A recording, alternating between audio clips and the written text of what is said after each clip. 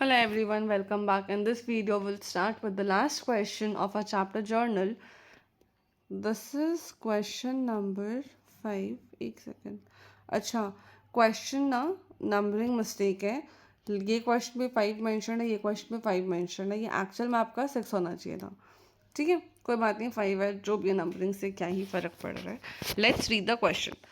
Past journal entries for the following transactions in the books of Mr. Manish. Purchased goods from Sonu for 3 lakhs at rate discount of 10%.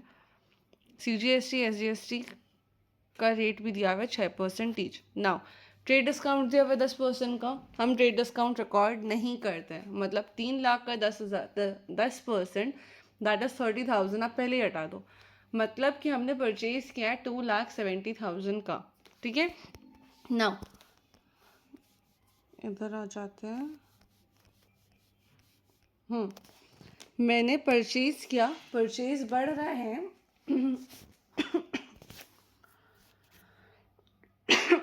Excuse me. Purchase बढ़ रहे हैं. It means मेरा जो entry होगा उस पर purchase हो जाएगा डेबिट. तो I would do purchase account debit 2,70,000. इसके अगेंस्ट में मेरा क्रेडिटर बढ़ रहा है. सोनू से परचेज किया है मैंने, अभी तक मैंने पेमेंट किया नहीं. ऑल्सो CGST SGST भी है 6% ईच. नाउ परचेज होता है तो मेरा टैक्स डेबिट होता है. ठीक है. अब हम क्या करेंगे, परचेज हो रहा है 2,70,000 का, उसका 6% पहले निकाल लेते हैं.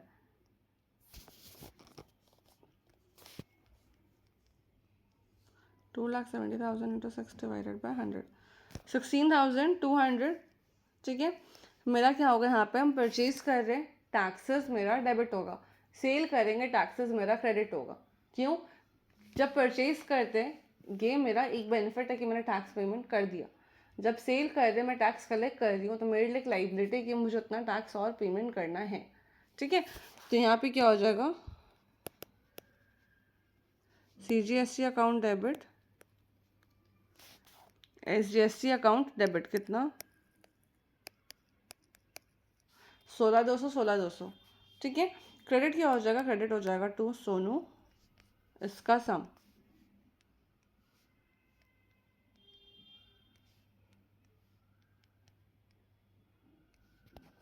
3,02,400. पहला एंट्री हो गया. एंट्री सारे काम करेंगे, लास्ट में बना देंगे. ठीक है.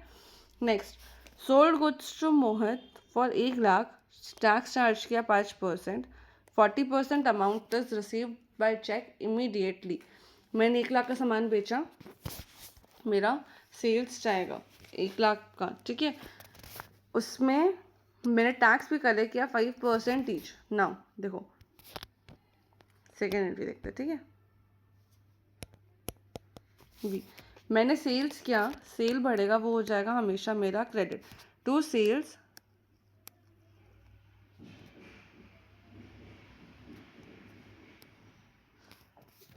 1 लाख रुपीज़. ठीक है. टैक्सेस मेरा सेल में क्रेडिट होता है क्योंकि लाइबिलिटी बढ़ रहा है. तो इसीलिए मैं क्या करूँगी, to CGST account to SGST account डालूंगी 5,000 ईच. क्यों? 1 लाख रुपए का 5%, दैट इज 5,000. 5,000 क्लियर है. नाउ मैंने मोहित को बेचा है total 1 lakh plus 5,000 plus 5,000, that comes to 1,10,000 का सामान. उसने मुझे 40,000 इमीडिएटली पेमेंट कर दिया. तो क्या हम निकाल सकते हैं, 1,10,000 का 40%, 44,000. 44,000 का मुझे इमीडिएट पेमेंट हो गया. तो बैंक बढ़ा होगा. ऑफकोर्स जब आपको बैंक का पैसा आ जाए, आपका बैंक एसेट है, बढ़ेगा. एसेट बढ़ेगा तो हम क्या करेंगे, डेबिट. तो बैंक अकाउंट डेबिट हो जाएगा यहाँ पे मेरा 44,000. ठीक है. साथ में फिर एक और क्या बचेगा, डेबिट होगा मेरा मोहित अकाउंट. क्यों? मोहित ने मुझे 40% पैसा दिया है ना, बाकी 60% तो वो मुझे देगा बाद में. ठीक है. तो हम क्या करेंगे, मोहित अकाउंट को कर देंगे डेबिट। कितना? 66,000 से 1,10,000 का 60% दैट इज 66,000। एंट्री टैली करो। डेबिट साइड मेरा टोटल जा रहा है 44 और 66 1,10,000। क्रेडिट साइड में टोटल जा रहा है 1,10,000। मैच्ड? ठीक है, चलो अब नेक्स्ट एंट्री देखते हैं। Goods costing 25,000 withdrawn for personal use.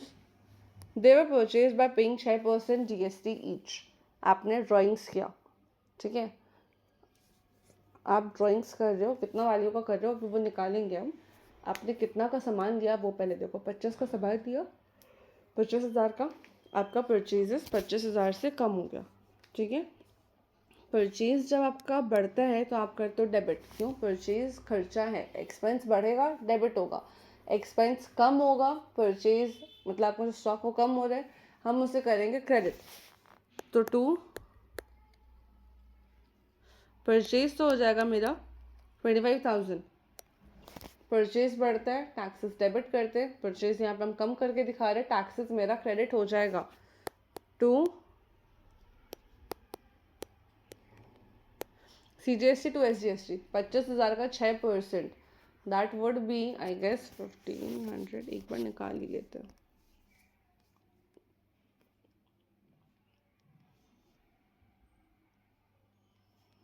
$1,500, ठीक है। तो यहाँ पे चल जाएगा मेरा amount 1,500। Now I can say मैंने ड्राइंग्स ये तीनों का टोटल वैल्यू का किया है। ड्राइंग्स बढ़ेगा, आप क्या करोगे? ड्राइंग्स जब जब बढ़ेगा आप उसे करोगे डेबिट।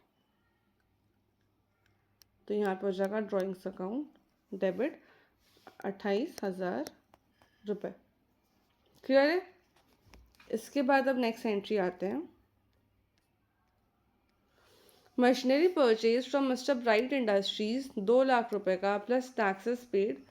1 लाख का मैंने तुरंत पेमेंट कर दिया, बाकी 2 महीने बाद किया। मतलब आज तो मैंने पेमेंट नहीं किया ना, बाकी का 1 लाख के सिवाय जितना अमाउंट बचता है तो वो तो हो जाएगा मेरे लिए लाइबिलिटी जिसका मुझे पेमेंट करना है।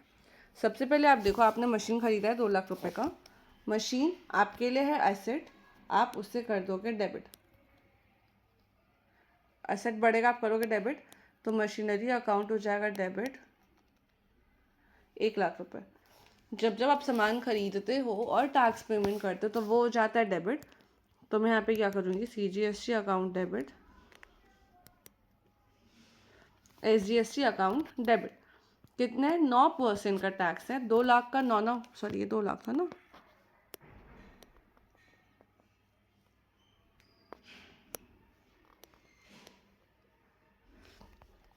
एक मिनट, ये अमाउंट थोड़ा कंफ्यूजन होगा, इसको थोड़ा ठीक से ही लिख लो तो बेटर रहेगा। 2 लाख पे 9%, 2 लाख का 9% वुड भी 18,000 रुपये। हाँ ठीक है, तो यहाँ पे हो जाएगा 18,000। 2 आपने 1 लाख रुपए तो इमीडिएट पेमेंट कर दिया। बैंक क्रेडिट क्यों कर रहा है अब समझो। बैंक आपके लिए एसेट, आपने 1 लाख का पेमेंट किया, एसेट हुआ कम।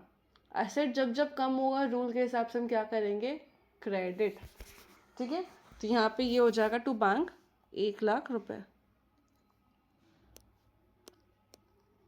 ठीक है। नाउ बाकी का जो अमाउंट है दैट कम्स टू 1,36,000, वो आपने पेमेंट करना है, ठीक है। अब किससे खरीदा आपने? ब्राइट इंडस्ट्रीज से। ब्राइट इंडस्ट्रीज को आप 1,18,000 रुपये 2 महीने बाद पेमेंट करोगे। 2 महीने कैसे बोल रही हूँ मैं, यहाँ पे लिखा हुआ है इसीलिए, अपने से नहीं बोल रही हूँ, ठीक है। यहाँ पे 1,36,000 का मुझे पेमेंट करना है बाद में। ना ब्राइट इंडस्ट्रीज क्या है? आपके लिए है लाइबिलिटी, ठीक है। लाइबिलिटी बढ़ेगा तो आप क्या करोगे? क्रेडिट। तो यहाँ पे हम क्या करेंगे? ब्राइट इंडस्ट्रीज को क्रेडिट कर देंगे।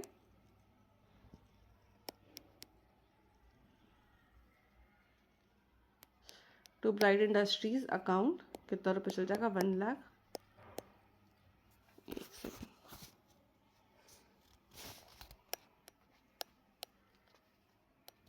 क्लियर है? हो गया। इसके बाद भी कोई एंट्रीज बचते हैं क्या? नहीं। तो एक काम करते हैं, अपना आंसर एक बार मैच करा लेते हैं। चलो, पहला क्वेश्चन था purchases taxes debit to Sonu 3,02,400। Purchase taxes to Sonu 3,02,400. Now उन्होंने लिखा है इनपुट CGST, इनपुट SGST. लिखना ज़रूरी है? नहीं. आप खाली CGST अकाउंट, SGST अकाउंट लिखोगे तो भी आपको मार्क्स मिल जाएगा. ठीक है. नेक्स्ट, बैंक अकाउंट 44,000, मोहित 66,000. यह एंट्री भी हमारा मैच कर रहा है. 44, 66, 1 लाख, 5,000, 5,000. यहाँ पे इन्होंने आउटपुट लिखा. आपको आउटपुट लिखना ज़रूरी है? नहीं.